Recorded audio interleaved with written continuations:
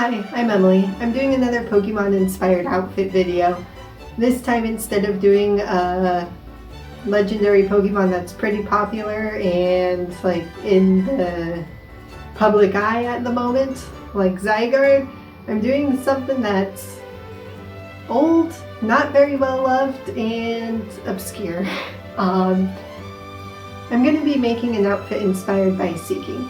I recently played Leaf Green again, and every battle that I had with Seaking, I was just like stunned at how pretty the Seaking sprite is in those games.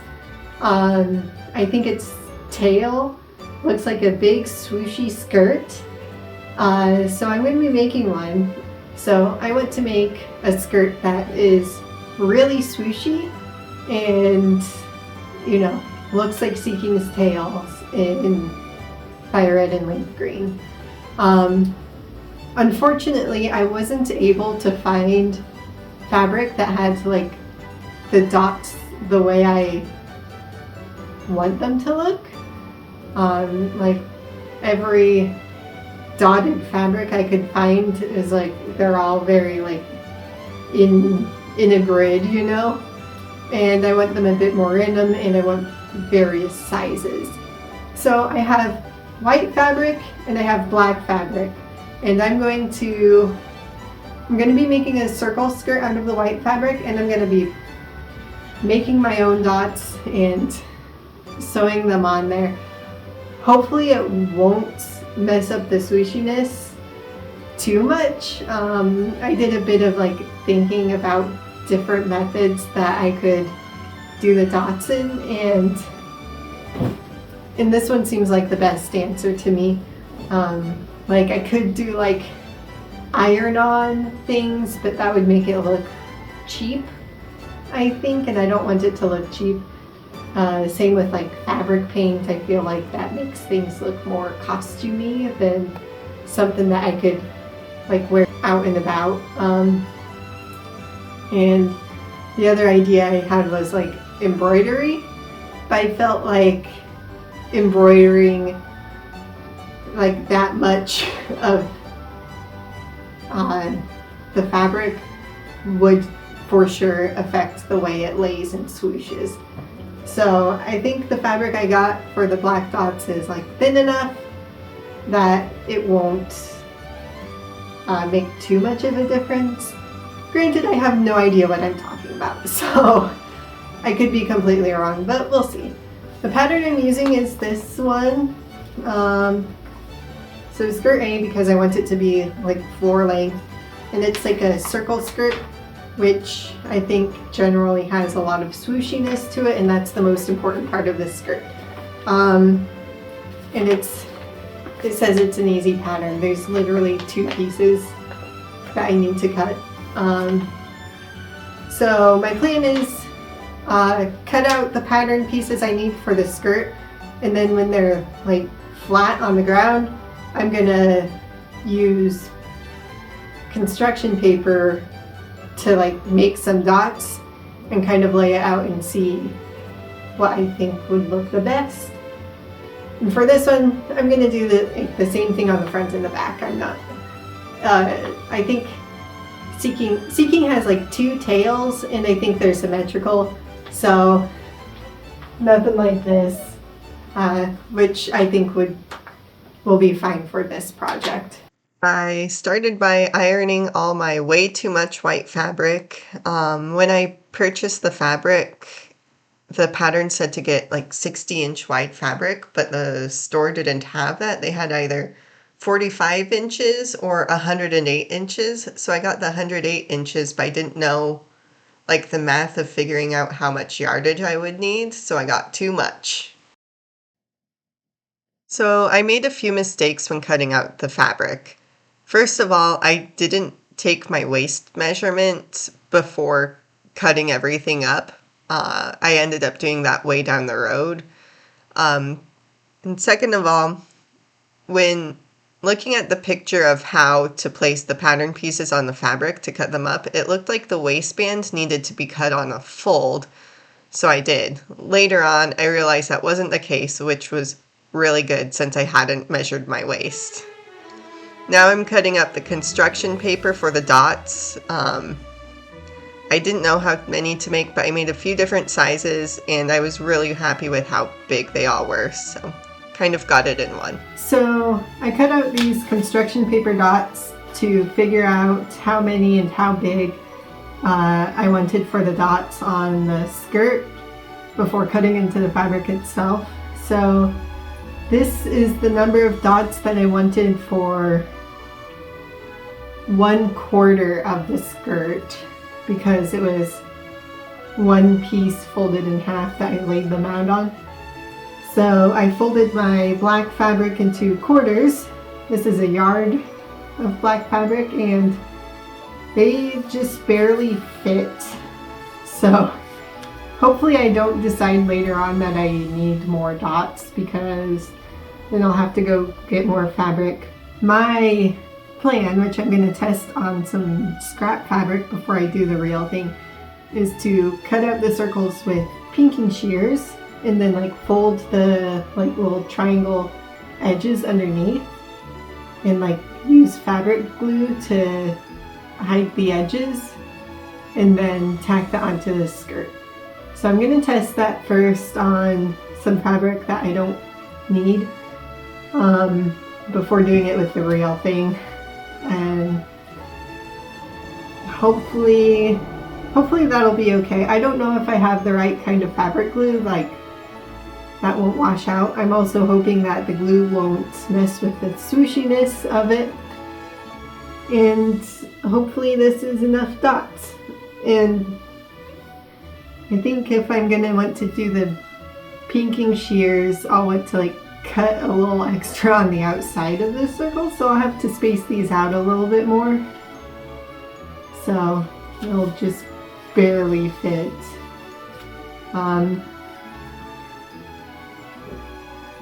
But I think it's gonna be a bit tedious, but it should be fine. It should still be mostly enjoyable, so hopefully. Anyway, start with the test piece and then I'll do the real pieces, or I'll figure something else out. My other idea is to just cut with normal, like my rotary cutter or normal scissors, I guess, and then just do a really tight zigzag around the raw edges onto the skirt pieces. But with how like bulky the fabric is for each piece, that might be a bit of a pain to actually do on the sewing machine. So we'll see. I ran my little test and it is not great. The edges are all wonky, stick out a bit, and yeah, it just doesn't look that good. So I don't think pinking shears are the answer here. I think I'm gonna have to zigzag the raw edges tight onto my skirt. So I'm gonna do a test of that before I commit. So it's a little bit messy because I had some issues with tension on my sewing machine, but ignoring all that, I think zigzagging all the dots onto the skirt is the way to go. It doesn't seem like it's going to really mess with the swooshiness of it, and it looks a lot better than the first attempt. So I'm going to do that. Hopefully I don't have any major issues with my tension, because I don't think I can tighten it anymore. My machine is at like the far end of the tension that I could do without just taking the knob completely off. So, you know, it should be fun. Anyway, I've also got to zigzag the skirt pieces themselves. So I'm going to do that next. When I had placed the construction paper dots on the skirt, I took a photo of it on my phone as a reference to use when I placed the actual dots, but since I was using my phone to record this, I wasn't able to look at my reference photo, so I just followed my heart, and I'm happy with the result. And I pinned everything in place with pins, but I went back later and swapped all the pins out with safety pins because they were kind of falling out while I was working. My tension issue was not with the tension itself, it was with the bobbin. The little bobbin holder has a tiny screw on it that was super loose, but once I tightened it up, everything was way better and way smoother. So it was an easy fix. So now I'm just zigzagging every single dot on, and I had a lot of fun with this part. I thought it would be a huge hassle getting like the bulk of the skirt underneath the sewing machine. But like I just kind of rolled it up super tight and it was fine. But while I'm sewing a million dots onto this skirt, I just want to take a moment to talk about Seaking, because while I was doing this, I was of course looking at pictures of Seaking, on Bulbapedia and Pokemon database. And I found this absolutely gorgeous early Sugimori art on Pokemon DB. It was, I think this one is from like the English release of Red and Blue, but there's this also other one from the Japanese Red and Green that is also super pretty. And they just really ruined it when, they did like the newer official art. Like it was so gorgeous earlier, and I love the like more random like white coloring on its body as opposed to like that square underneath its mouth. It just looked so much nicer. So I decided to do a like an attached slip layer underneath, which I was able to do at about knee length with all the extra fabric I'd purchased. And the pattern has like an option for an overskirt, so I treated the part with the dots as the overskirt and the little slip layer as like the main or underskirt part. So it was really easy to fit that in.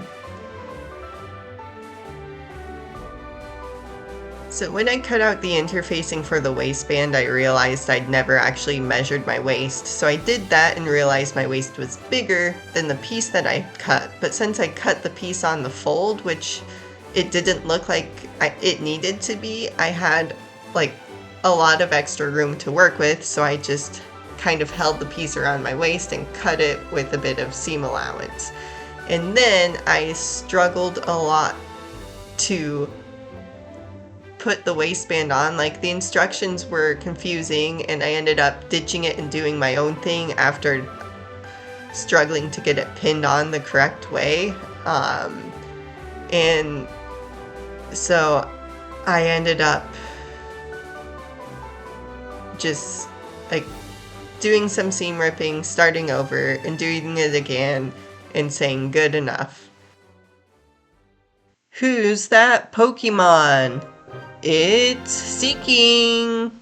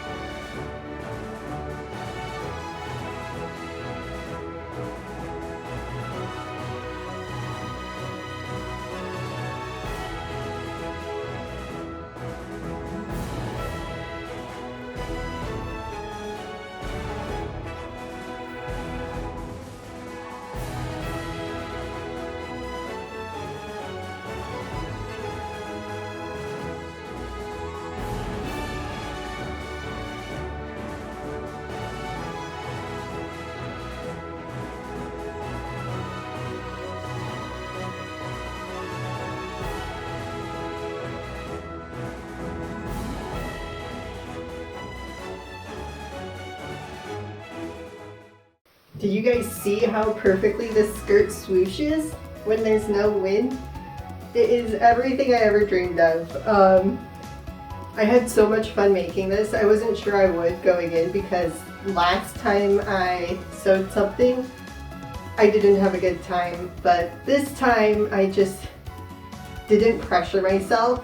It was like, I'm just gonna have fun with it and it's okay if it's bad. And I know I did like technically a bad job in a lot of places. Like I definitely did so many things wrong. I like recorded doing the hem, but then didn't use any of the footage because I figured it would probably give someone an aneurysm. But I had like too much space at the bottom, or yeah, it was too long, so I had to fold up quite a bit at the bottom. And so like this dot is too low, so the hem goes like across here. So with my white thread, I like came down and then back up, and then I went back over it with black thread. But I like my technique for making basically every step of this skirt is pretty atrocious, but I got a functional skirt out of it. It's cute. It was fun. I've worn it out in public and gotten compliments on it. And, you know, no one else is gonna see the mistakes I made except for me. So it doesn't have to be perfect. My last project, I put a lot of pressure on myself because it was an apron for my niece for Christmas, and I had a miserable time making that. So I didn't expect to really have a whole lot of fun with this one. I was just enamored by the idea of a Seaking skirt, and you know, I had a blast, which is kind of what happened with the Zygarde hoodie too. I wasn't expecting to have fun making it, but I had a great time the whole time, even when things were going wrong. And you know, a lot of things went wrong with this one. I struggled with the waistband quite a bit, and the waistband's not perfect. It kind of sticks out a bit at the top and is like slightly too tight at the bottom. Don't know how that happened or how to fix it, but I never wear things cropped enough that anyone's gonna see it, or like tucked in, so no one can tell ever. And this skirt is sturdy enough that it's not gonna fall apart. And yeah, I love it. I love it so much, and I'm gonna wear it all the time, some of the time. I wanted to make a top to go with it, like a shirt with like flowy sleeves with little dots on it to look like Seaking side fins, and like an orange like waistcoat type of vest to go over that. I have orange fabric from a previous project that is the exact right shade of orange for Seaking, but I couldn't find a pattern for cheap that was also easy. So I'm gonna keep my eye on pattern sales, and you know, if anyone knows anything or has any recommendations, I want it to be easy and less than $10. So I would like to do the top pieces, so there might eventually be a part 2 to this video, but in the meantime, thanks for watching, and I will see you later. Bye.